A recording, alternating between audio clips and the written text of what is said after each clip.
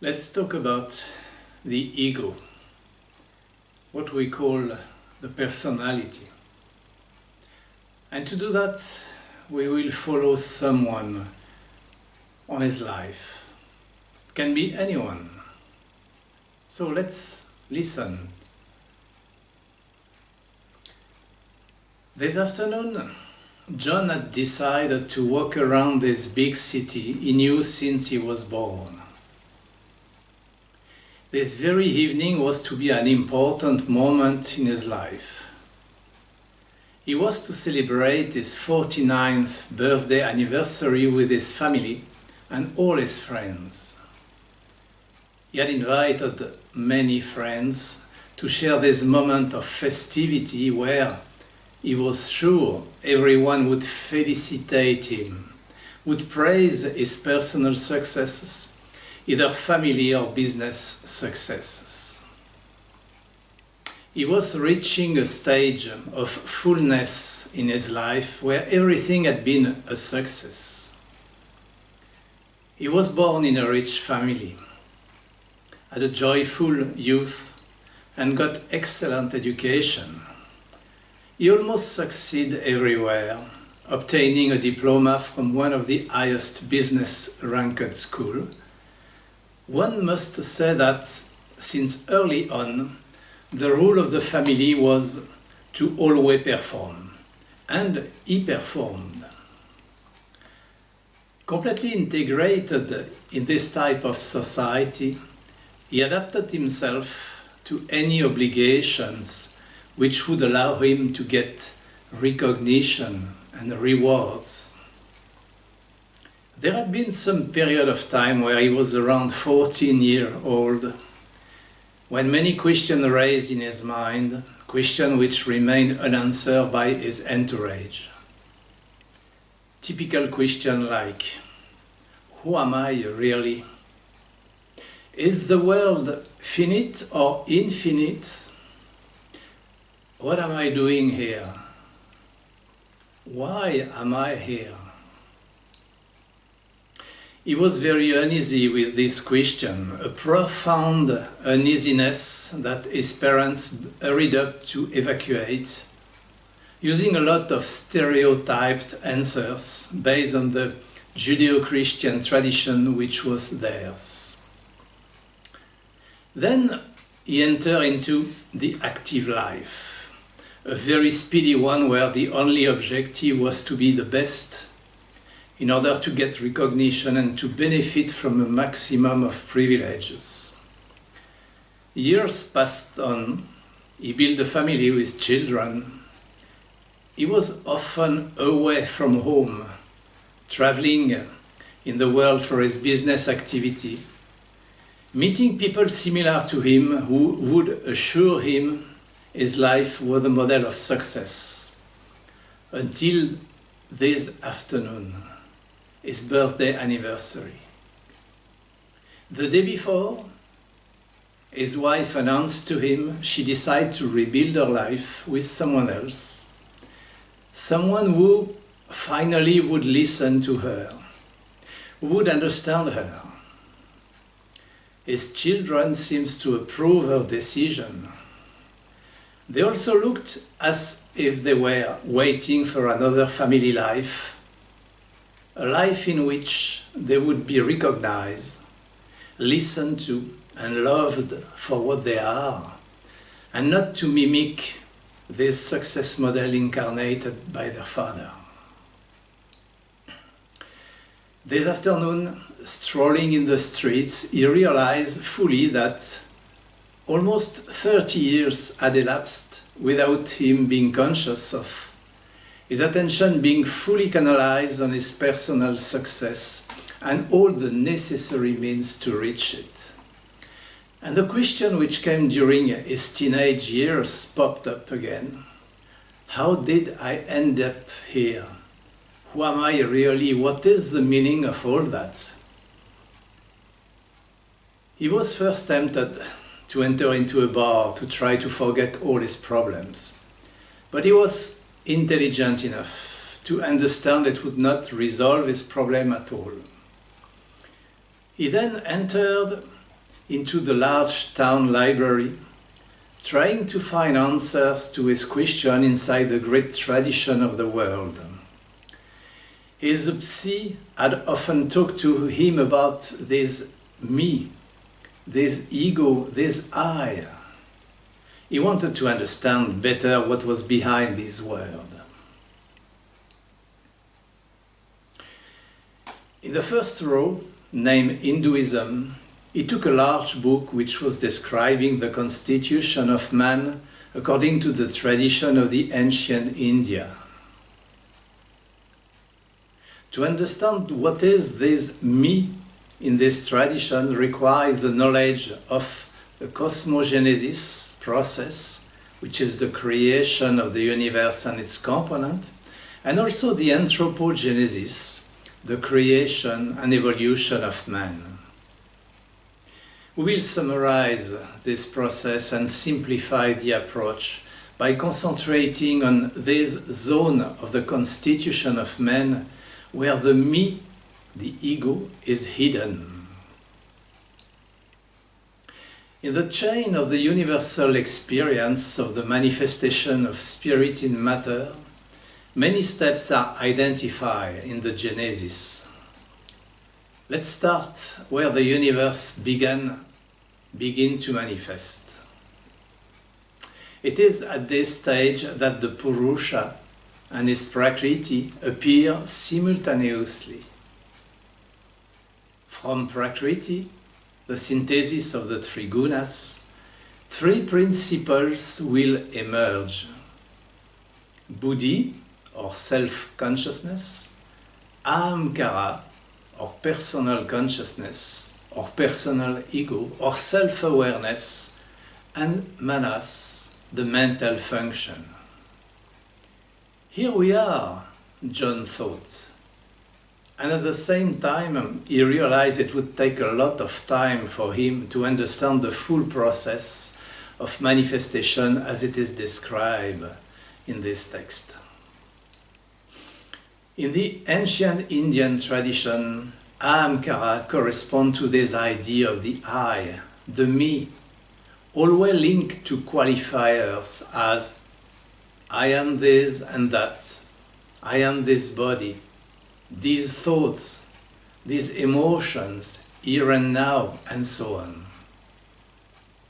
This is a structure built from the aggregates of lived experience since we were born, together with their concrete result for us, the abstract synthesis of this experience being assimilated inside the domain of the Buddhi.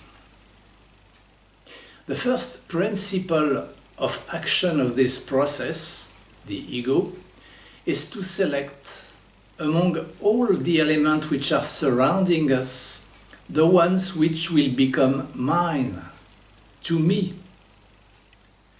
They will become the building blocks of this structure as the self, the limited ego. It may be useful to note that Ahamkara is functioning with the same mode than Buddhi, with a huge difference that where Buddhi is simply the experience of everything which is, Ahamkara is the experience of I am everything which is and everything is mine. Manas will be the tool which, starting from the senses and their organs, will manufacture image coming from perception and then pass them to the Ahamkara, which will compare them to the images stored already in the memory, to then, first, identify itself with the image, second, bring a value judgment to the perception situation, and finally, trigger action and behavior.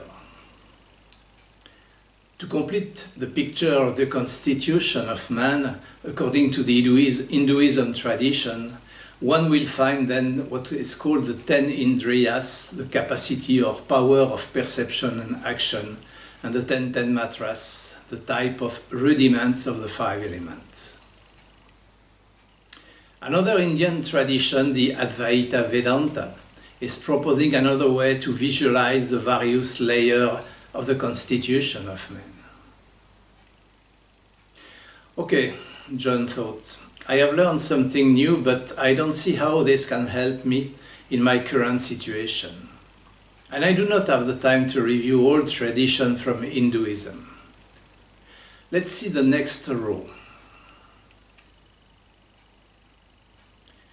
Buddhism has a different approach.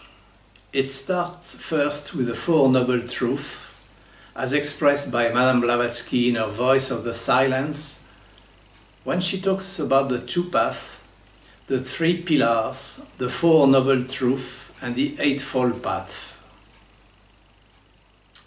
In the Buddhist philosophy, there is no permanent, immutable mind which could be called self, soul, or ego.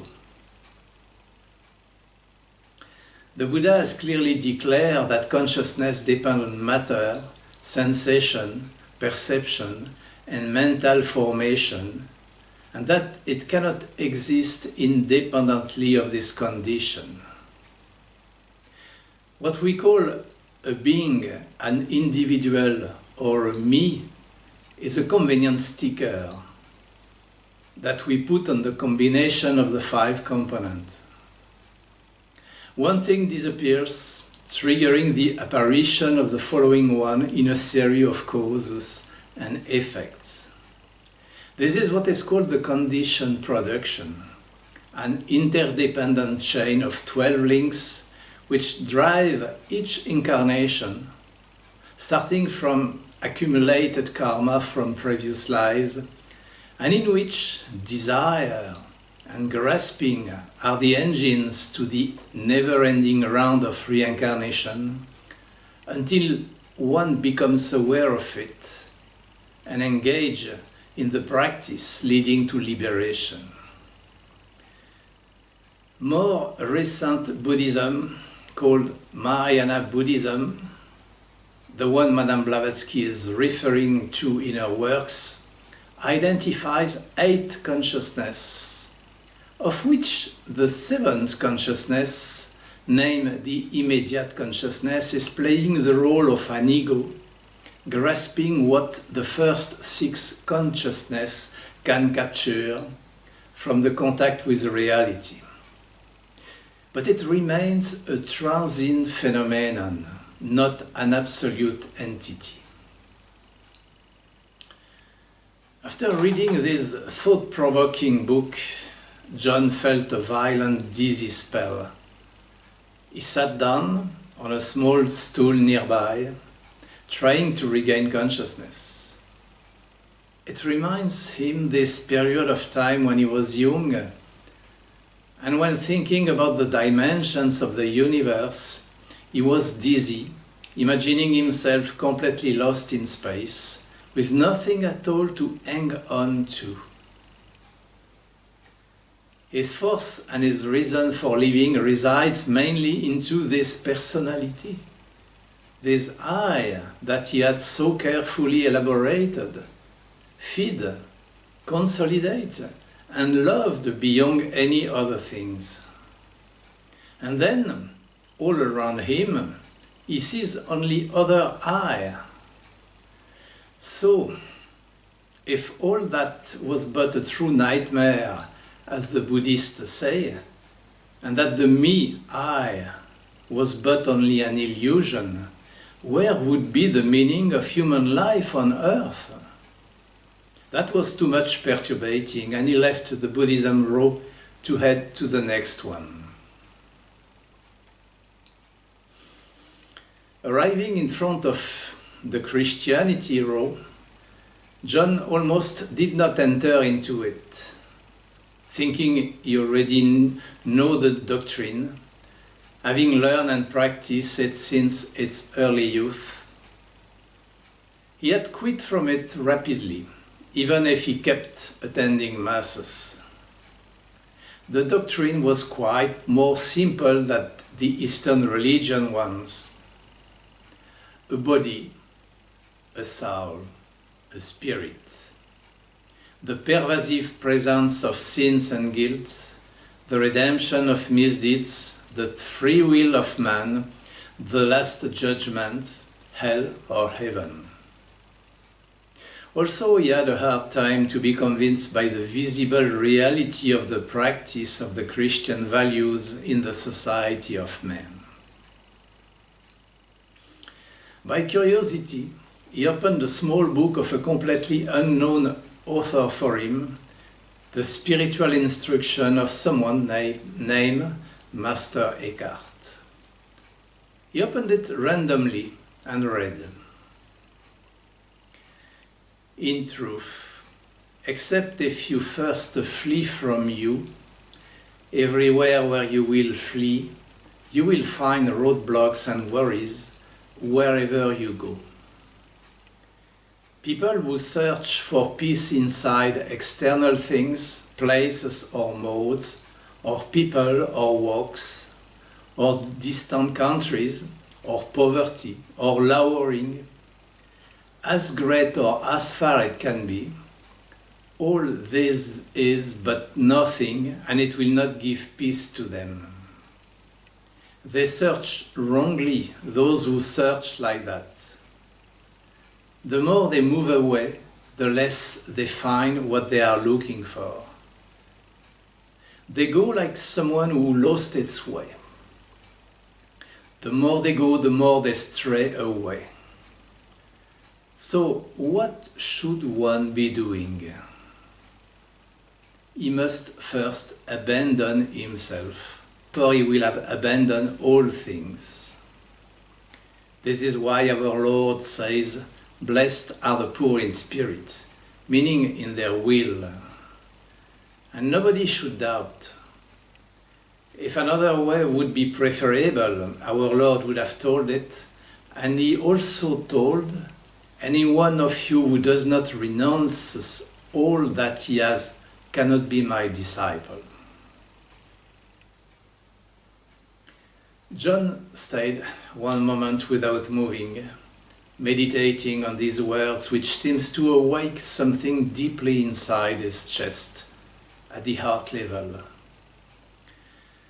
Then he straightens himself quickly. "To abandon myself? But what will remain of me? And of everything I collected and accumulated? I cannot think about dissociating myself from." A brief moment, the idea of death crossed his mind. Yes, he knew that he would have to abandon everything at this moment, but he would see later on. He then continued his quest inside this maze of knowledge.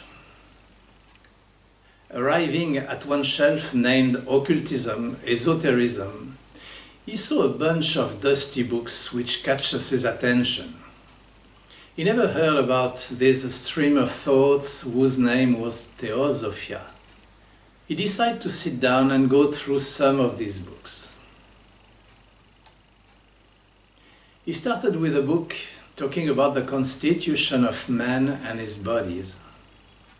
He felt more relaxed then because this teaching seems to him more familiar than the other ones. The physical body is an instrument with which the incarnated individual, the Jivatma, can enter into contact with objects and phenomena of this plane and interact with them.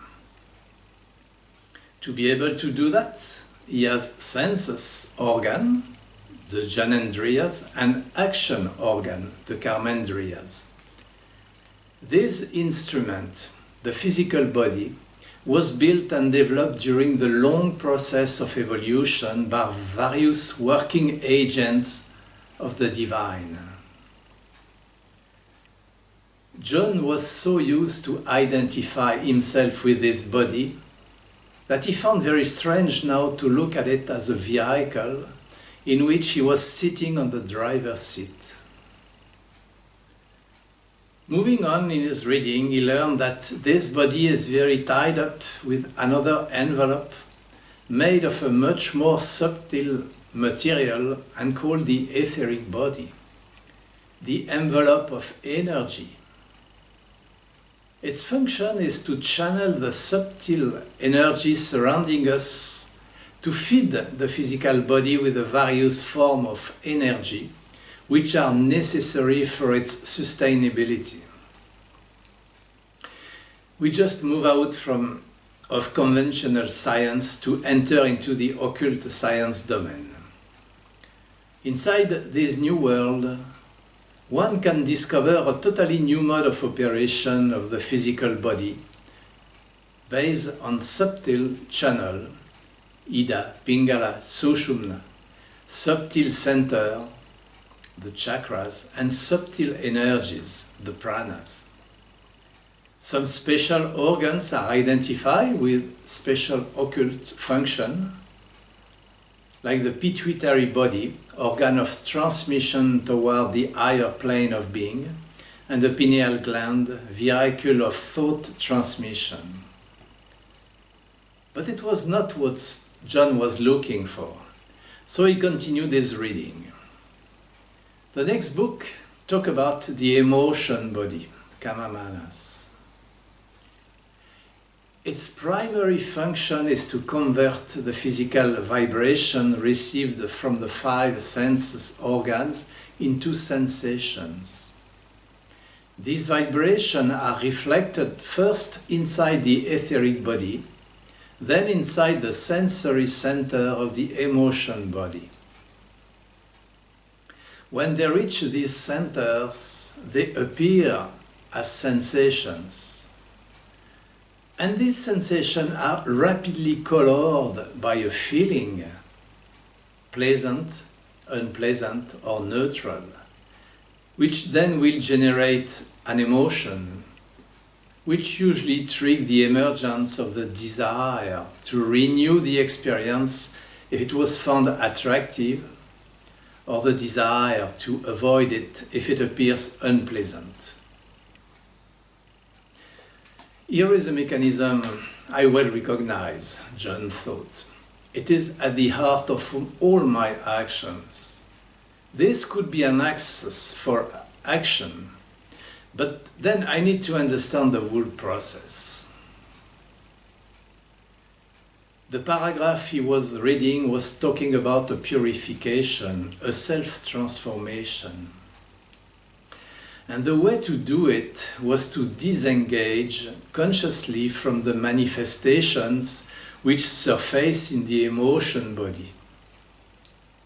When a desire pops up in ourselves, we may want to understand that it is but a vibration inside the emotional matter and stop there before we identify ourselves with it.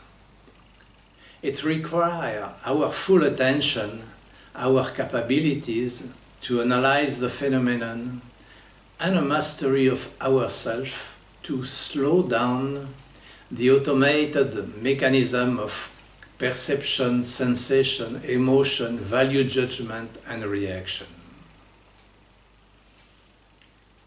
At this stage, we have already touched base with the next body, which is very close to the emotion body, what Theosophia calls the mental body, manas. Modern psychology calls it the intellect without having a full understanding of its functioning modes. Theosophia teaches us that this vehicle, this body, this envelope made of very subtle matter, is itself a compound of 2 components named the lower and the upper mental bodies.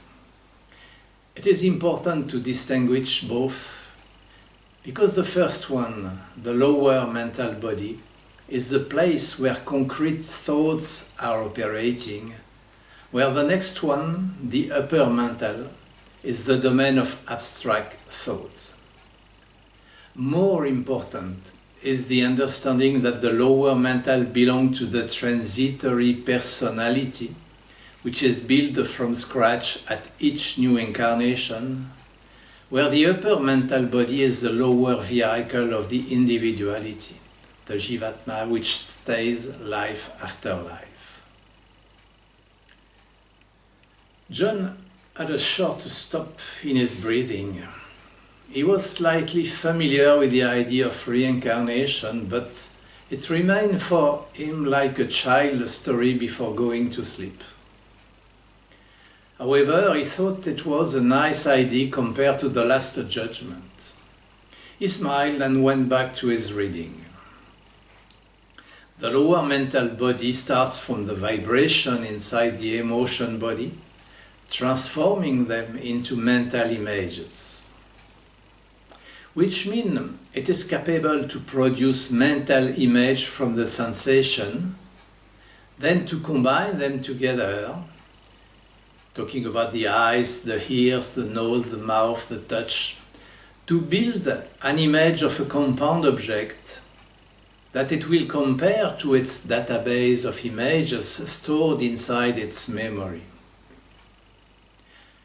When John sees his wife, in reality, his sense organs have captured a visual image, a body smell, the sound of our voice, etc., and his lower mental recognizes the combination of all those input data as similar to the image of his wife he has inside his memory. He realized that he was not looking at her anymore, but to the static stored image which populates his memory. He was not anymore in touch with the reality of his surroundings. This mental body is a very powerful tool, capable of learning all along this life on this earth. But because it stays confined into the domain of thoughts, names and forms, its knowledge must be limited. An important conclusion came from this observation.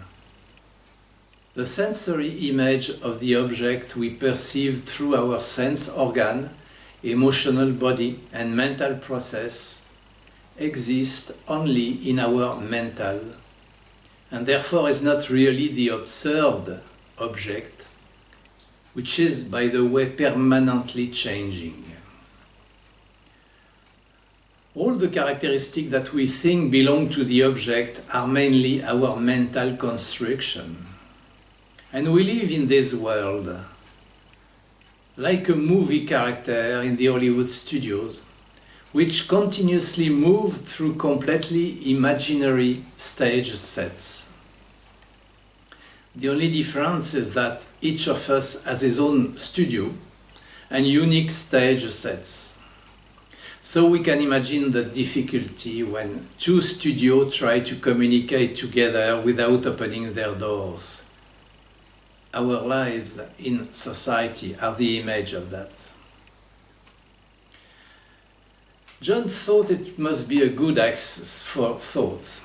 How can that help him to understand what he was going through and mainly how to react? He realized he had lost the track of his subject of inquiry, the ego. Where does it hide itself in the theosophical teaching? In the teachings, the ego, in its incarnated phase, is residing in the lower mental body, we call it personality, and it is in touch with the upper mental body. The lower mental body, as we've seen, is connected with the emotion body, and it is the image's manufacturer. The upper mental is connected with the upper plan, the plan of the Buddhi, the receptacle of the incarnated divine flame. And there is a bridge between the two, named the Antakarana. The Kamamanas, the combination of the lower mental and the emotion body, being the brain of the sense organ, including the mental activity, believes he is the caliph in place of the caliph. We call it the personal ego, the human ego, the personality. There is no immortality for the personal ego outside of its fusion of its nature with the divine ego. Only the most spiritual emanation of the personal human soul are surviving. One can understand why most of the great religions are proposing rules of conduct based on moral and ethics which are in favor of humility, self-abandonment, service to others. We still need to understand why it does not work, or it works so very little. John started to be a little bit saturated with all these theories which gave him so many models of the constitution of man, sometimes similar, sometimes completely disparate. He saw a conference room where a lecture was starting. The theme of the conference was the ego, its creation and its development in the tradition of the Tibetan Buddhism. He sat down in this room. The lecturer, apparently a Tibetan monk, was just starting his lecturing. In the Tibetan Buddhism, we use an interesting metaphor to describe the operation of the ego. It's called the image of the three lords of materialism. The lord of the form, the lord of the speech, and the lord of the spirit. The lord of the form is the neurotic quest for comfort, security, and pleasure. Our current society is its reflection. Not a single day without a new invention aiming at bringing a whole lot of new gadgets on the market to better entertain, to better please ourselves. Our societies, based on always more for me, know very well how to create the need for some useless gadget, which will sell very well. Everything is put in motion to provide the ego the means to please himself, avoiding any inconvenience.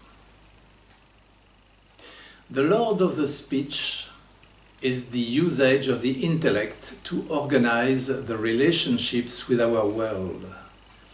He spent his time building thought streams which are framing all types of society form, religious, philosophical, political, scientific system, etc. Each of them with their own set of rules of interpretation and action.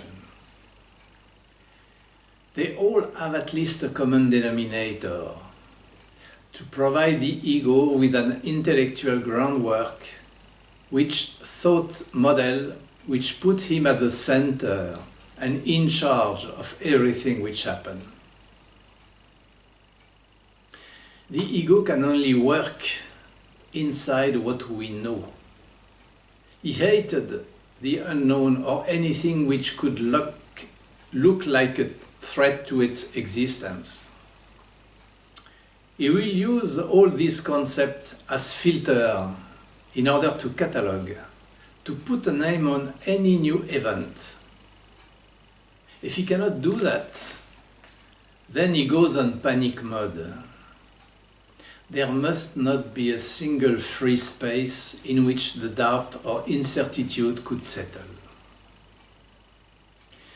The Lord of the Spirit is the domain of the consciousness when trying to be aware of itself.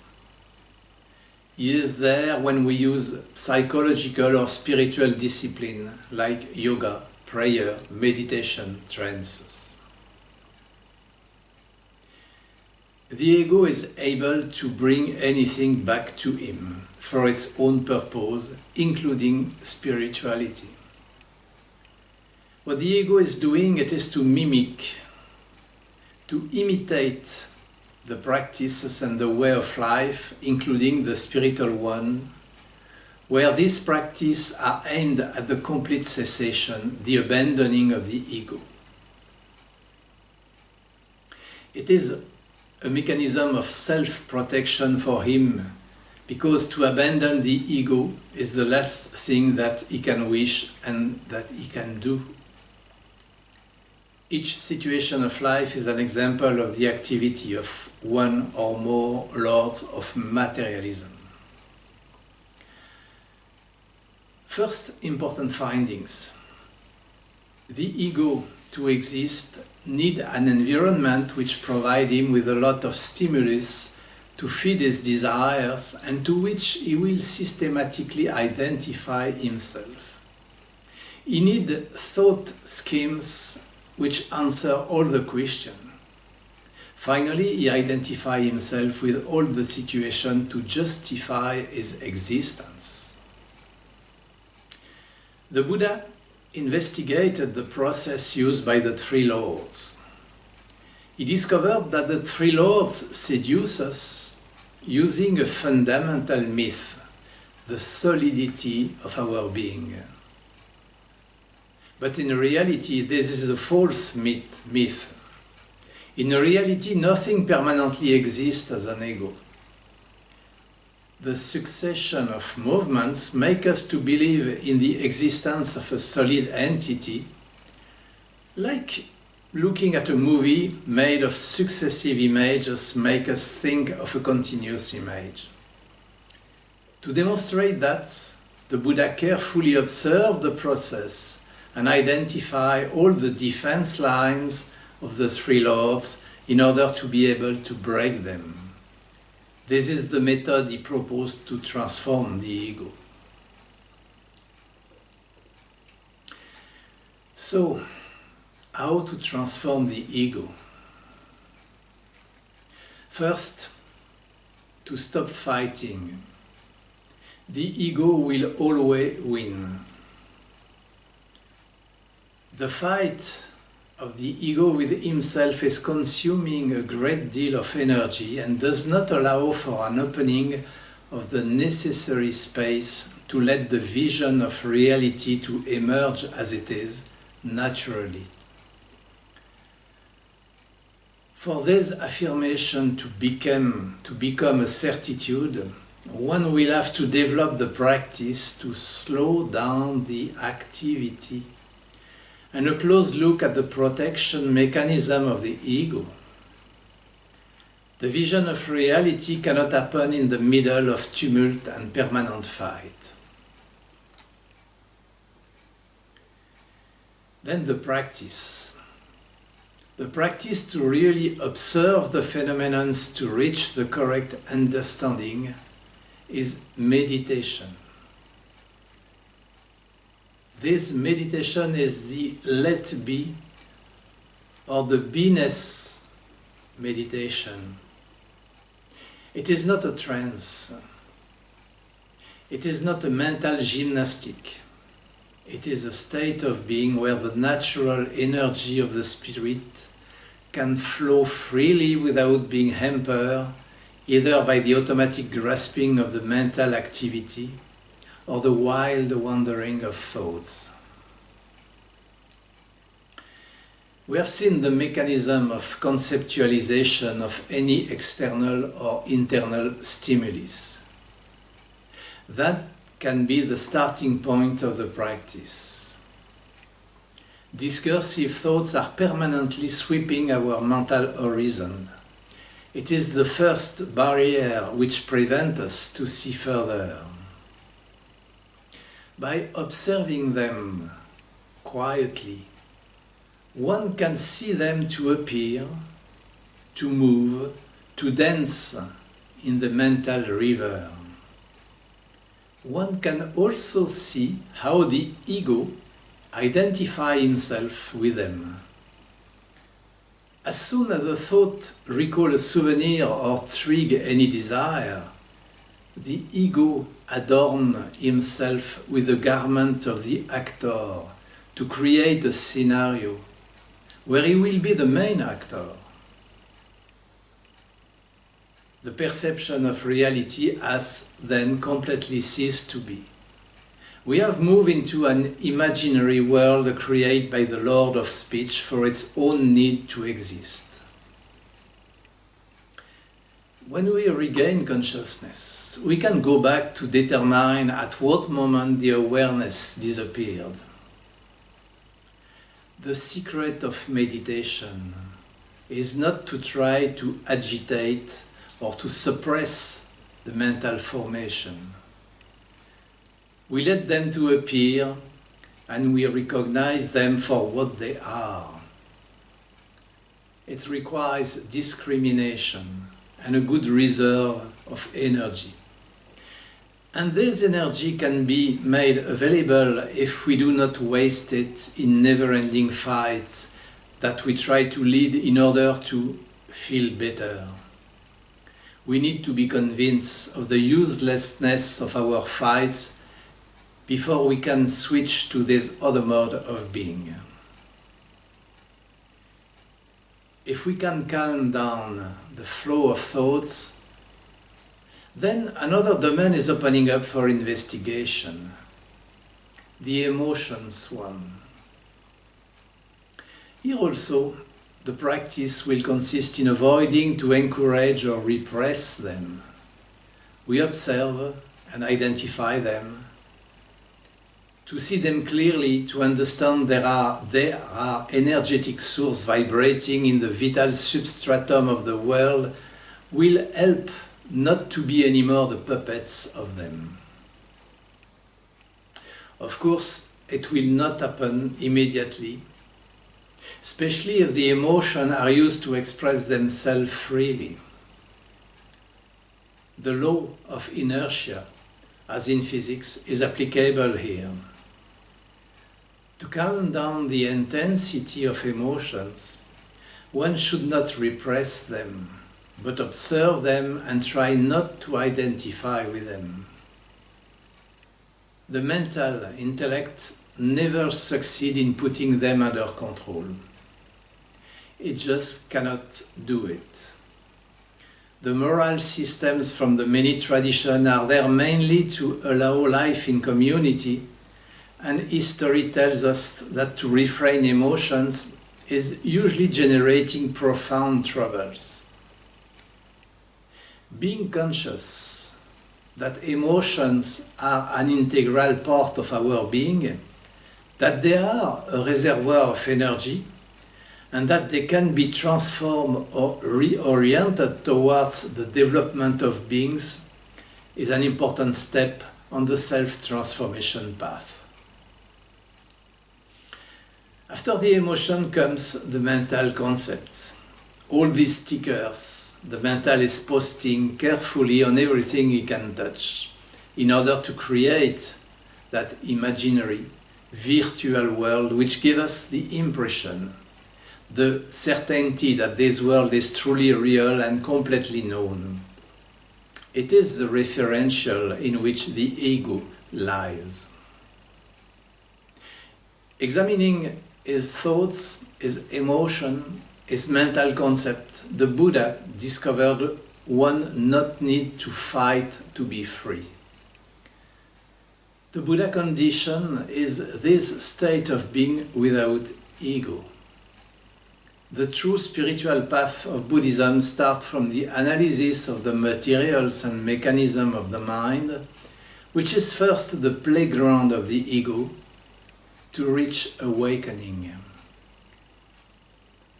This is also what Madame Blavatsky told us in her Voice of the Silence, when she said, having become indifferent to objects of perception, the pupil must seek out the Raja of the senses, the thought producer, he who awake illusion. The mind is a great slayer of the real. Let the disciple slay the slayers. For when to himself his form appears unreal, as do on waking all the forms he sees in dreams. When he has ceased to hear the many, he may discern the one, the inner sound which kills the outer. Then only, not till then, shall he forsake the region of Asat, the false, to come into the realm of Sat, the true. The conference was ending and John was trying to gather his ideas. These ideas which were whirling around, stunning him. The idea that the ego he so cherished could be an usurper who looks like the master of the game was very perturbating for him. And at the same time he felt confusedly that this approach may help him for a better understanding of his life. By any means, he wanted to learn more about it. The library was too close and he grabbed some books on the shelf, contemporary thinker and philosopher, and walked to his club where he could sit comfortably and continue his quest. He had chosen one of the many works of an Indian contemporary thinker that he had tried to read long time ago, but which had left him with a profound discomfort impression. His discourse was so radical, calling for the abandonment of all stereotypes, all ideologies, all beliefs, that at that time he came out of it confused and skeptical. He opened one of the books at random and read. The immeasurable cannot be looked for by thought, because thought is always measured. The sublime is not included in the structure of thought and reasoning. It is not the product of emotion and feelings. To negate thought is to be attentive, and the negation of thought is love. If you are looking for the supreme, you will not find it. It can come to you if you are lucky, and the luck comes from the window of your heart, not from your thought. What a coincidence, John thought. It is similar to what I just learned from the Tibetan monk who was lecturing at the library. Thought, reasoning, emotion, feeling are as many obstacles to a true understanding of reality. Maybe something is true in this approach. He kept reading. In the light of silence, all problems dissolve. This light is not generated by the old movement of thought. Neither it is generated by time or any will act. It arises during meditation. Meditation is not a private affair. It is not a quest for personal pleasure. Silence is liberty. From these two extracts, some ideas deserve our attention. The first one is, if you are searching for the supreme, you will not find it. If we go deeper inside this idea, one can rapidly determine that the one who is willing to find the supreme is always the same, the ego, who want to control its environment and who do not have the capabilities to enter into conscious contact with the divine. The voice of silence told us that the self of matter and the self of spirit can never meet. One of the twain must disappear, there is no place for both. The second idea is that the Supreme comes to you through the window of your heart. This is the approach extolled by all great religion and theosophia. Opening ourselves to others, be at the service to others. The Buddhists refer to it as the double bodhicitta, the unconditional love. Under the light of the silence which surfaces during meditation, are the problems dissolve themselves. John closed this book. he started to have a glimpse on approaches and means for anyone to work on this fundamental and universal question. He understood the task was immense and difficult, that it would require enormous sacrifice, the main one being the identification of the veil mechanism of the ego. He was not familiar with the process of meditation, but he was eager to discover it. Now he was appeased and serene. Still with some apprehension, he knew he could go back home tonight and face the family situation with a willingness to engage in a profound self-transformation and, whatever the result, with a resoluteness to concentrate his energy on the quest of a spiritual path that he had for so long neglected.